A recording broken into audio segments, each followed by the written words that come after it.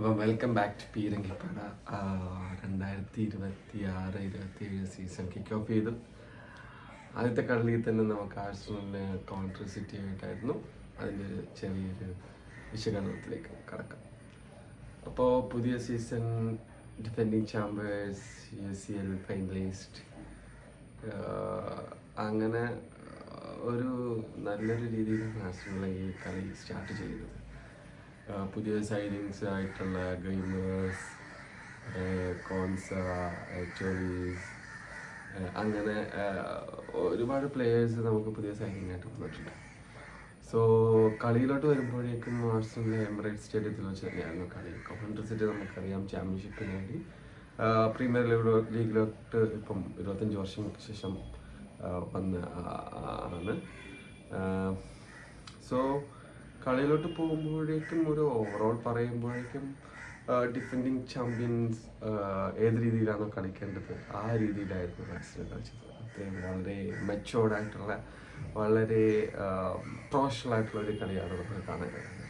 3-0 എന്ന സ്കോറിൽ ആഴ്സണൽ ജയിച്ച് കയറുകയാണുണ്ടായത്. അപ്പം ഇതിൻ്റെ അകത്ത് ഒരു ടോക്കിംഗ് പോയിന്റ് എന്ന് പറയുമ്പോഴേക്കും ആഴ്സണലിൻ്റെ അറ്റാക്കിംഗ് നിലയിൽ നമ്മൾ പണ്ട് കോർണറിനെ കൂടുതൽ ഡിപ്പെൻഡ് ചെയ്യുന്നുണ്ടെങ്കിൽ ഇപ്പം വളരെ സുലഭമായിട്ട് ഓപ്പൺ പ്ലേയിൽ നിന്ന് ആഴ്സണൽ ഗോള് കണ്ടെത്തുന്നതാണ് കണ്ടത്. അപ്പോൾ ആദ്യത്തെ ഗോള് വരുന്നത് തന്നെ വിത്തിൻ 1 മിനിറ്റിൻ്റെ അകത്താണ്. അത് വളരെ നല്ലൊരു അറ്റാക്കിങ് ഇതിൽ വരുമ്പോഴേക്കും വിത്തിൻ 1 മിനിറ്റിന് വന്നത് സിറ്റിക്കെതിരെയായിരുന്നു.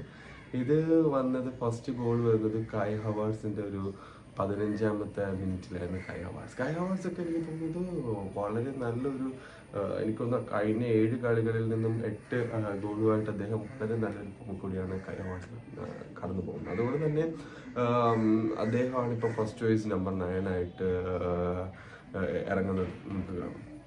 അപ്പം ആ 15ാമത്തെ മിനിറ്റിലെ ഗോൾ എങ്ങനെയാണ് വരുന്നതെന്ന് നോക്കുമ്പോഴേക്കും അതിൻ്റെ അകത്ത് കാലിഫരിയുടെ ഓവർലാപ്പ് അത് വളരെ ഇമ്പോർട്ടൻ്റ് ആയിട്ടുള്ള, അദ്ദേഹം പരിക്കേക്കാതെ ഈ സീസൺ കണ്ടിന്യൂ ചെയ്യുകയാണെങ്കിൽ അത് വളരെ ഇമ്പോർട്ടൻ്റ് ആയിട്ടുള്ള ഒരു കാര്യമായി മാറുന്നതാണ്. കാരണം അദ്ദേഹത്തിൻ്റെ സ്പേസ് ഉണ്ട്, അദ്ദേഹത്തിൻ്റെ ഫിസിക്കാലിറ്റി ഉണ്ട്, അദ്ദേഹത്തിന് ഓവർലാപ്പ്, മണ്ടർലാപ്പ്, റൺസ് നടത്താൻ കഴിയും. അദ്ദേഹം ഒരു ഫിസിക്കൽ പ്ലെയറാണ്, ഹൈറ്റ് ഉണ്ട്.